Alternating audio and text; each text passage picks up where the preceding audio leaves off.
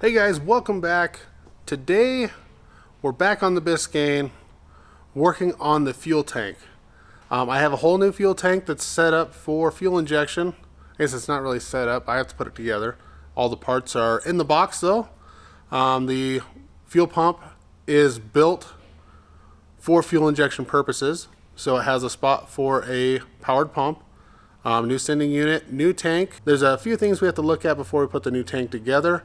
And that's where are the fuel lines going to be run, because I can probably clock that fuel pump, the outlets a certain direction, and we have to figure out where we want the fuel lines to go. The factory fuel line runs down the passenger side, but the LS engine platform runs the fuel inlet of the fuel rail on the driver's side.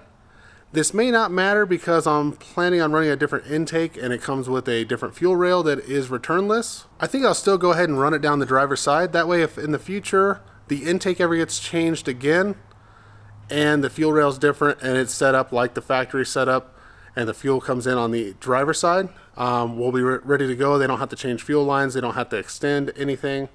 I think what we're going to work on today is getting the fuel tank installed with that fuel pump clocked in the right position. So I just need to know where the fuel filter is going to be mounted on the frame, and then we can put the fuel tank together. If I don't have access to the top of the tank after it's installed, then I'm going to have to run some leads to the fuel pump. Because the old fuel tank did not have a pump inside of it, it just had a sending unit. So there is no provisional wiring coming from the front of the vehicle to the back of the vehicle for a fuel pump. So that's something I'm going to have to add in. I think I'll make a pigtail so that the fuel tank can be dropped down just by unplugging that connector and unhooking the fuel lines from the fuel filter. That's the plan. Let's jump underneath and see what we're working with. So as I run fuel lines on this thing, I need to avoid moving parts, pinch points. I need to get the lines tied up. They also have to be away from the exhaust when I get up here. If we look at the factory fuel line, it's mounted on the inside of the frame rail right here with the brake line. And then it goes up top and it's mounted up in here. Switches back to the inside. I know it's hard to see in there, but back to the inside of the frame rail, up to the engine bay. I would reuse this line, but it's only a 5/16 line. It's original to the car, so I don't know what kind of rust and deposit buildups are inside of this. If I hook a fuel pump that is running 60 psi to that, I may end up with some leaks, or it's going to break something loose, dump it into the fuel rail and damage the injectors. It wouldn't be hard to tie into that, but I think we're safer if we replace it. And I'm hoping to go down this other side of the frame rail. This bracket's going to come off because it won't clear exhaust, but I think we can make it work. There's little holes every once in a while on the frame rail where I can hook stuff up, get it tied up out of the way. Now for the fuel filter mounting, I'm not quite sure, but I might mount it to this bar because you want it somewhere where it's easy to service. Let me grab that fuel filter and I'll show you what we're working with, the filter that I chose and why I chose that filter, and we'll see if it'll fit in this spot. The other thing is the new tank may be shaped a little bit different. I may not have as much room right here, but let me grab that filter and I'll show you. So this here is a GM fuel filter off of a Cadillac SRX, I believe. It has a regulator built in. So the bigger line here, that's a 3/8 line, is the inlet. This 5/16 line is the return from the fuel regulator that's built in. And this one has a 3/8 output. Quite a few of these filters have a 3/8 inlet and only a 5/16 outlet. I wanted something that I was going to have a 3/8 line going out. So flipping through the catalog, that's why I decided on this one. Plus, looking up the fuel specs for this vehicle, it operates at 55 to 60 psi, and that's right where we need to be for this vehicle. The other option would have been to run a fuel pressure regulator either down here or in the engine bay, and then just run a return line. If I would have run the factory truck intake, it's off of a earlier LS and it does have a return line. So originally I was planning on running 2 lines, a 3/8 and a 5/16. Since we're going to run an aftermarket intake now, I can go with a returnless fuel system. The line that's attached to this fuel filter is a Dorman repair line. I mainly got it for the nut because I don't seem to have one of these 16 millimeter line nuts. I'll probably, once I get my line back here, I'll just re-flare it. I've got a flaring tool that I can put a new flare on the end of this and transfer the O-ring over and seal up. So if I can run it in one stretch from front to rear, that's what I'm going to do. The line I'm planning on using is a NiCop, nickel copper rod. It doesn't look like copper, it's a blend of nickel, copper, and something else.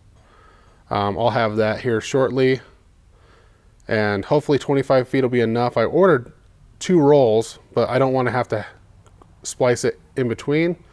I really don't have a problem using steel, but the longest stretches of 3/8 steel line I can get locally is 5 foot. And since this car is about, I don't know, 75 feet long, that's a lot of sticks, and that is a lot of unions to couple it together. And each union I put on here would be another source for a leak, plus they don't look all that good. If I can mount this fuel filter up here, pretty much anywhere, but I was just thinking there's already a hole right here. My mounting bracket will fit perfect right there. I can run the fuel line out and right over the frame right there. I could even go down here. That'll give me a little longer straightaway before I put a 90 in the hose to get up over that frame rail. So I think that's the plan. First I'm going to go ahead and take this fuel tank out. There should be a wire or 2 up top for the sending unit. The fuel line I'm just going to cut. I think the fuel tank's empty, but if there's a little bit in there, we'll have to drain that into another container for disposal. And then I'll unbox the new fuel tank and we'll match everything up, make sure it looks correct, and go from there.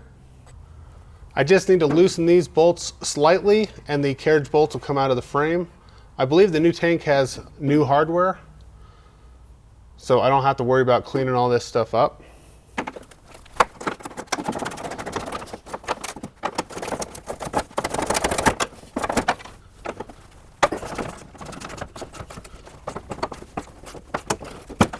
There's one nut up here that holds the fuel filler neck to the body.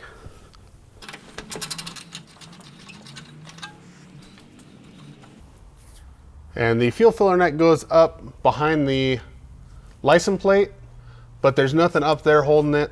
It's a one-piece design. It's integrated into the tank.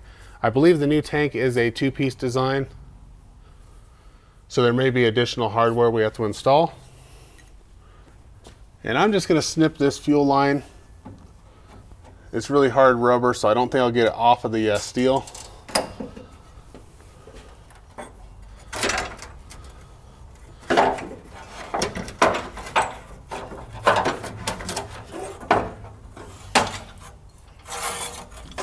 Take these straps off. Once you have a little bit of slack, you can just lift those out of the frame or out of the body.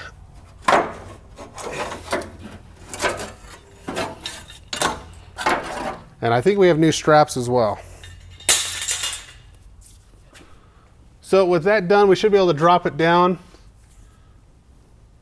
And then I'll have to unhook the wires for that sending unit. Well, actually, I can get to the wire right here.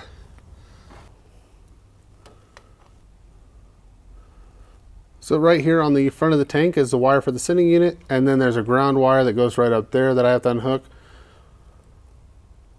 So we can get to that before we even drop it down. Not sure if it'll be set up the same way on the new tank or not, but at least we can get this one removed without an issue. With that stuff unhooked, we should be able to drop this down. We may have to come out at an angle to clear the fuel filler neck.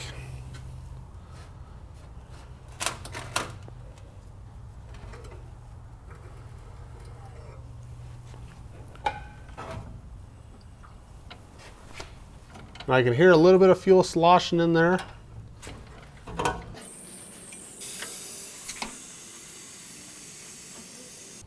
Now we can set this unit on the floor. Hopefully, I'm hoping it's empty.